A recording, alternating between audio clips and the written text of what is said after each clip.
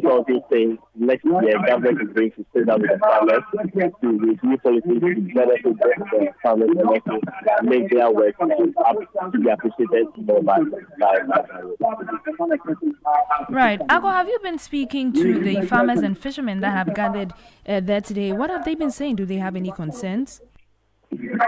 Yes, so I think most concerns are all about the food glass. Farmers say they produce in large quantities, but the absence of some processing facilities in their constituencies or their districts is making the crops to go bad or the produce to go bad. So therefore, it's so that we want some kind of factory to be established in their district, at least 2 factories for fish crops to be established in each district to enable their farm produce to be processed and to be able to feed the country as the theme of the celebration. All right. Thank you so much, Desmond. You heard our Volta regional correspondent, Desmond Salasi Ago. Let's stay a bit on today's Farmers' Day celebration because the Agbogbo Mafia of the Asogli State, Togbe Afedas, called on the public to prioritize the purchase of local farm produce to support the country's economic growth. He says that the agricultural sector has the potential to significantly and structurally improve the nation's economic health. When we eat what we produce in Ghana, we'll encourage our farmers to produce more, and therefore we'll see growth in our economy, and therefore we'll see greater security for Ghana going into the future. So let's remind ourselves we have to eat Ghana so we can grow Ghana and so we can secure the future of Ghana. Indeed, farmers have played important roles in our country. They feed us, their output contributes to economic growth, and of course, their exports, particularly from cocoa and other cash crops, give us the foreign exchange that we need to power our economy. It's significant to know that the farm sector, the agri sector generally, employs about 44% of our labor force.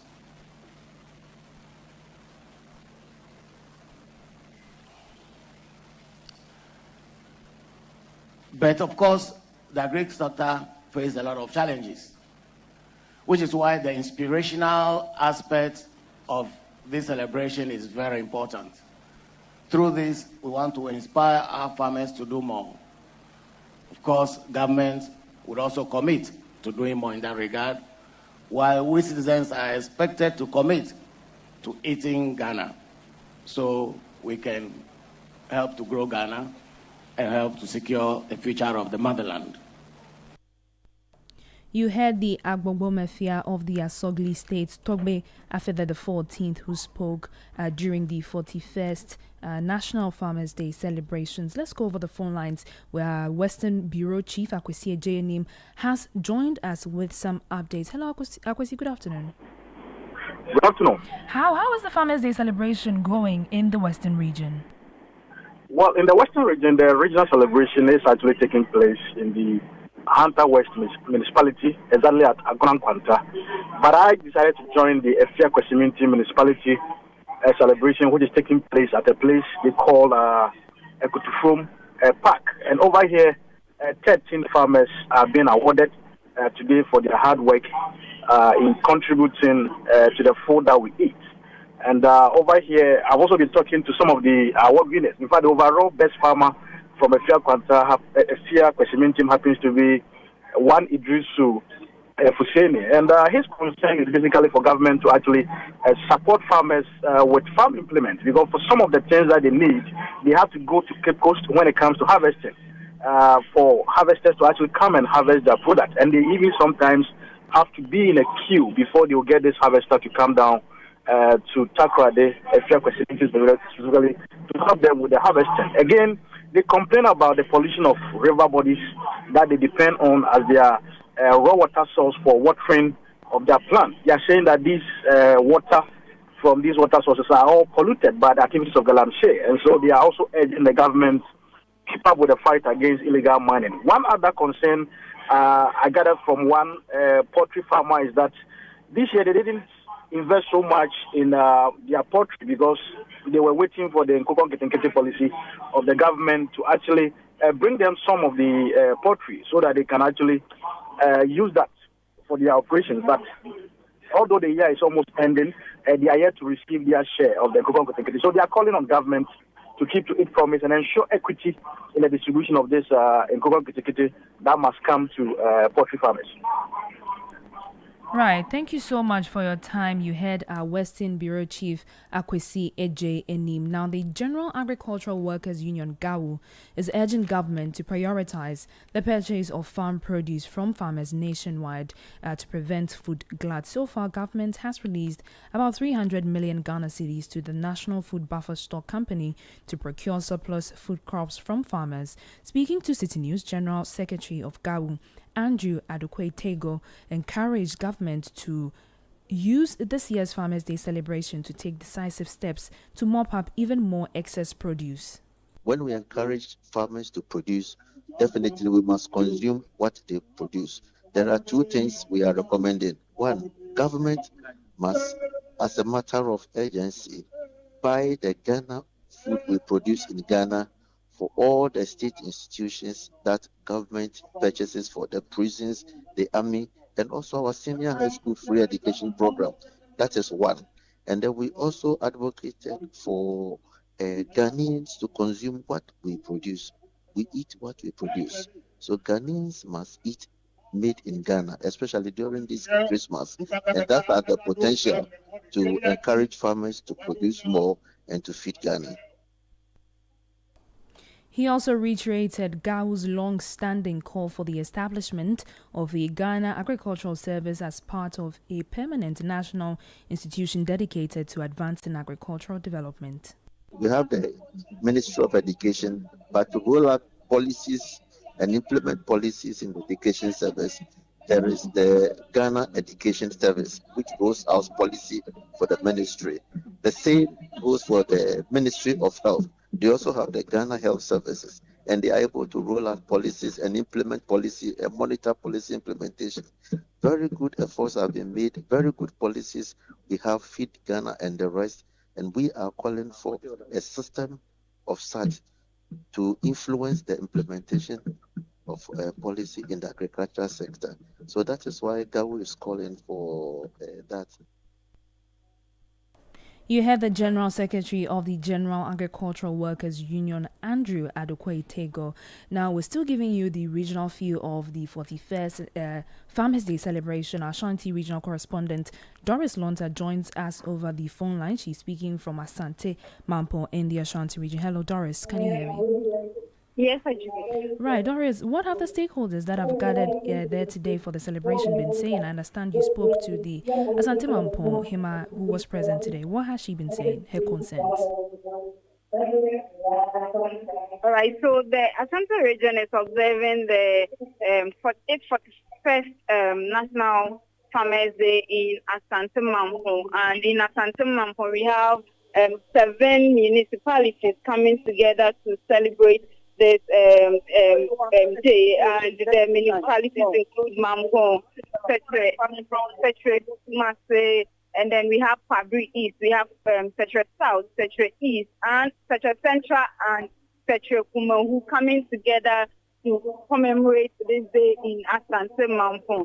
And the Queen Mother of Asante Mampo, who happens to be the chairperson for the event, is calling on the government to establish a carrot processing center in Asante Mampo, because according to her, the people or the farmers here produce a lot of carrots, but they do not get market for this carrot. And so at the end of the day, a lot go waste. And so she's advocating for the government to establish a carrot processing center in Asante Mampo. And also, the regional minister, Dr. Frank Amakohene, has also condemned excessive importation of food products.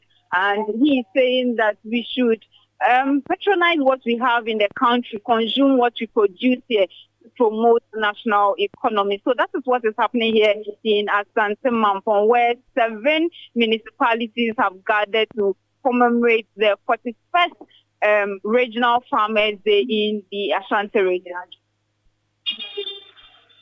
Right, thank you so much. That was our Ashanti regional correspondent Doris Lonta speaking to us from Asante Mampo in the Ashanti region. Let's now hear from the overall best farmer in the Efia Kwesiminti municipality in the western region. He's raising concerns about polluted water sources caused by illegal mining and is urging government to intervene.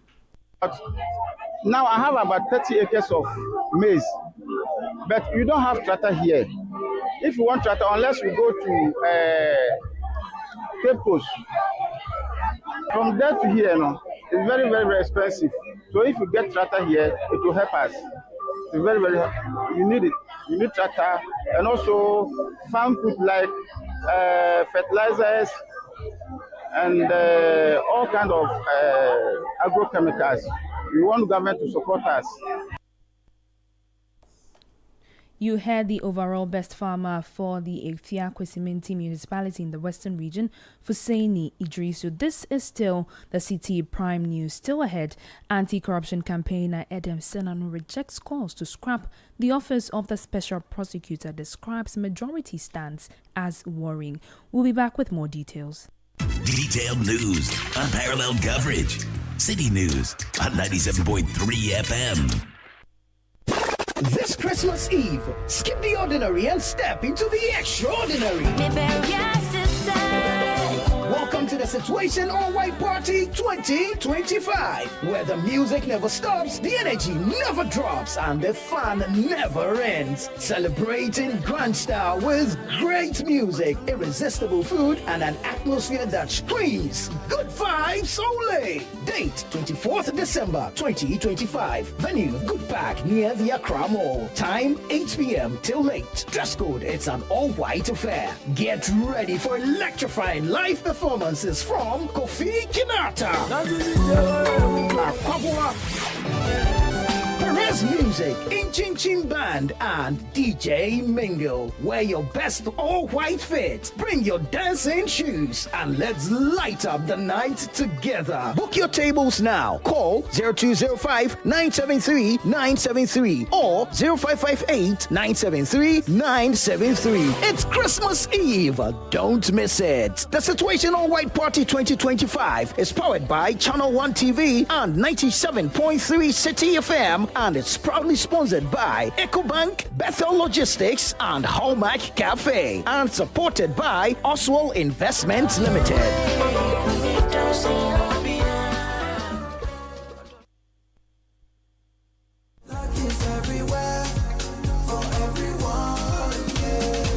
The winning season is back, but this time I am collecting the wins like Jollof at a wedding.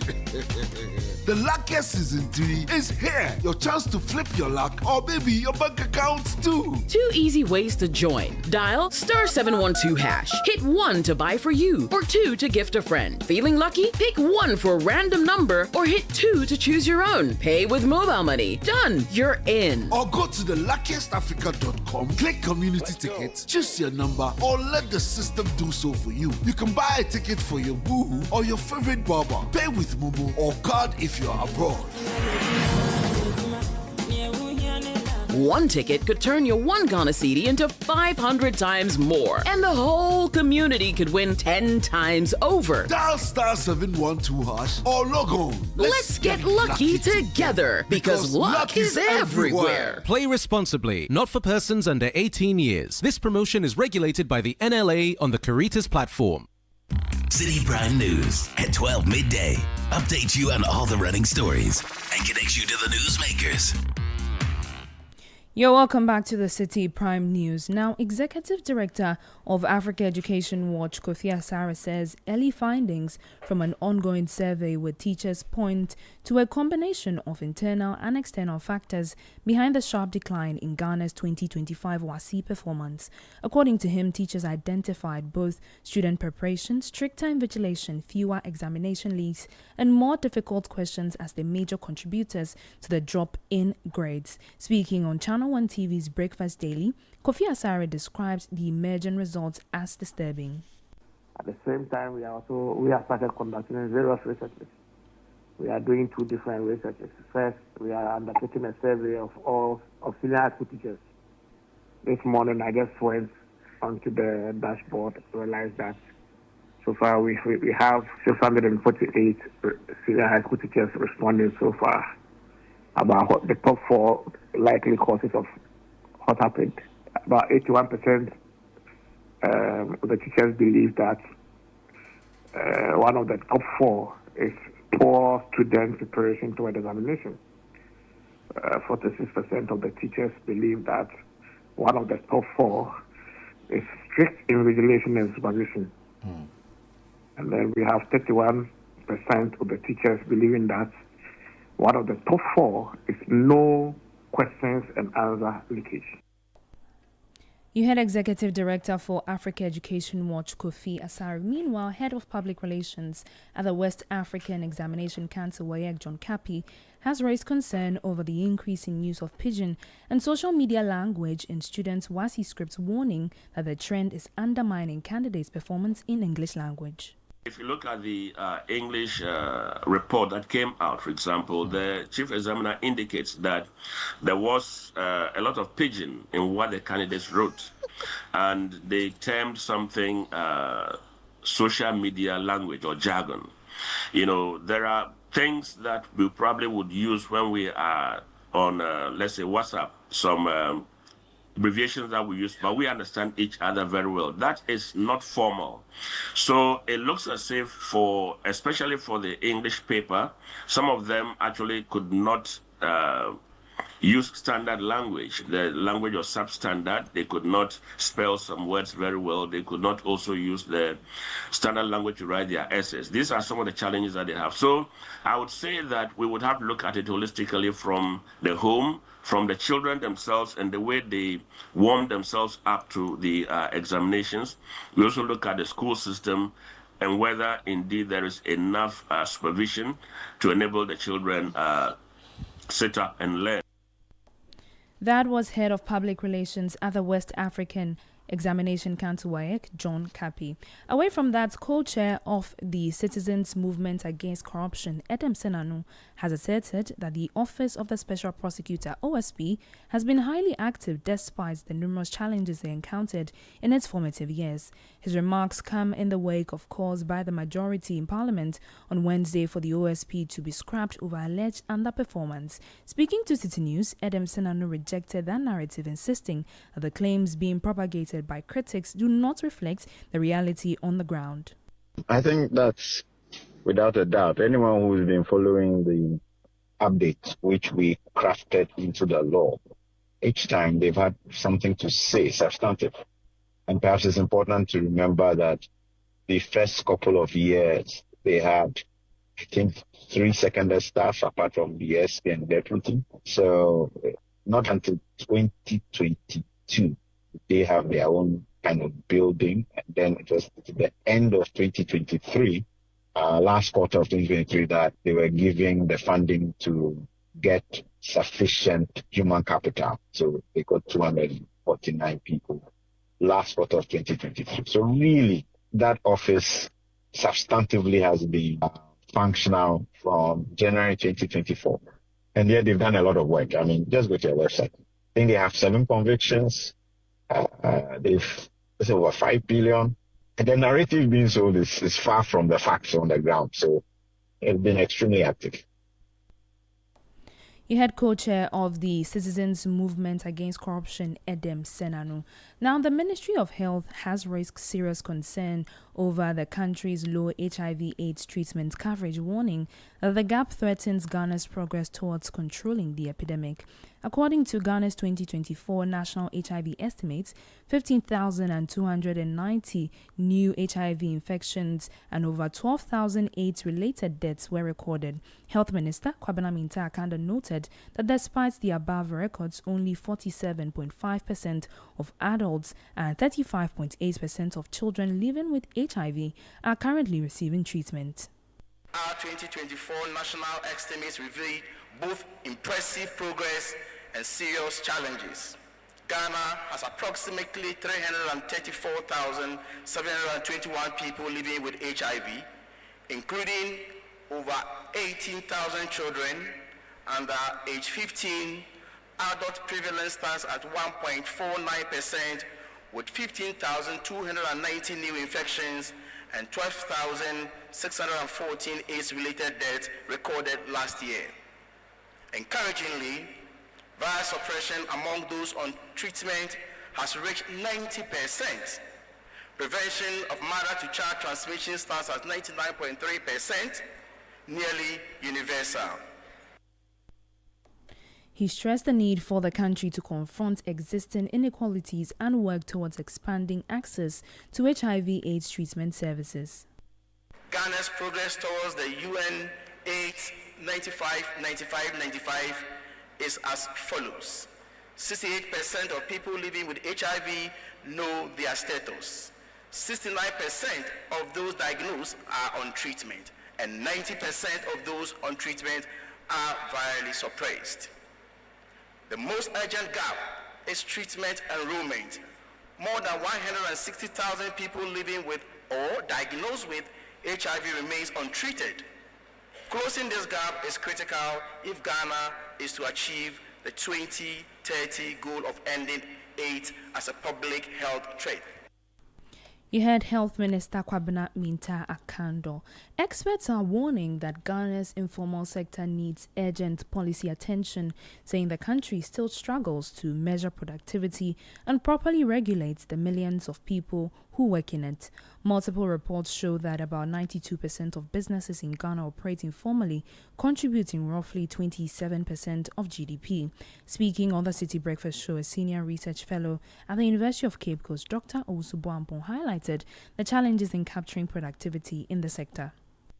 If you look at the various reports in Ghana here, for instance, if you take the 2024 Integrated Business Establishment Report, it says that 92.3% of businesses in Ghana here are informal. 92.3? Yes, that's what the report says. 92.3% of businesses are informal. Exactly, that's what the report says. And that it contributes about 27% to GDP. That's low. Yes, that's low, right? And productivity is low in that sector, right? And if you take the other report, that is the national report on productivity, employment and growth, it says 80%. So statistics alone tells us that there's a challenge of even accounting for the number of people who are informal in this country, right?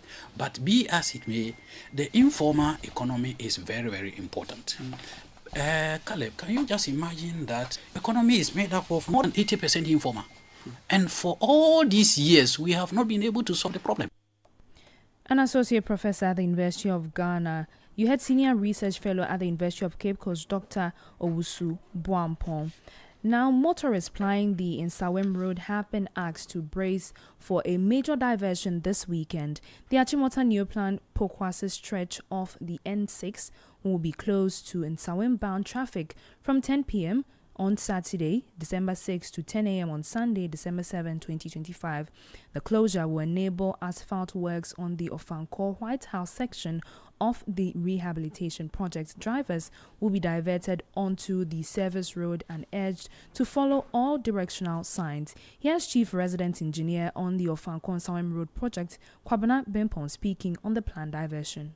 From tomorrow evening, that is Saturday at 10 p.m. We are going to work throughout the night up to 10 a.m. Sunday morning. That is basically to the session from Ofankor up to a point, because we want to asphalt the Ofankor session, that is from kilometer 0 all the way to White House. That is the northbound. That is those who will be going to Kumasi. Currently, we've blocked the southbound, and that is the work that we are doing. We are doing the asphalt. But then what we want to do is to be able to block that short section, repair, there's a small section that we've closed. We want to repair that section so that in the future when we block the main road, we would have our motorists being able to use the road all the way from the Neoplan towards Ofankor, then they will divert onto the service road.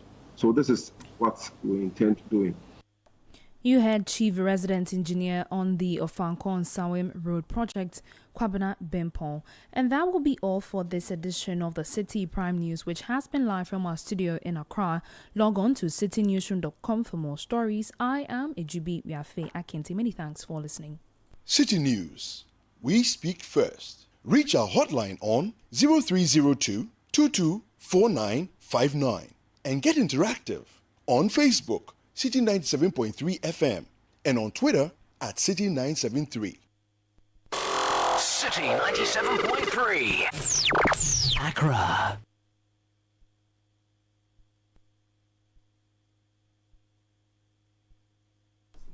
This is still Citi 97.3 FM. We're crossing over now to the Volta Region Hall, where the 41st National Farmers Day celebration is ongoing. Thank you for listening.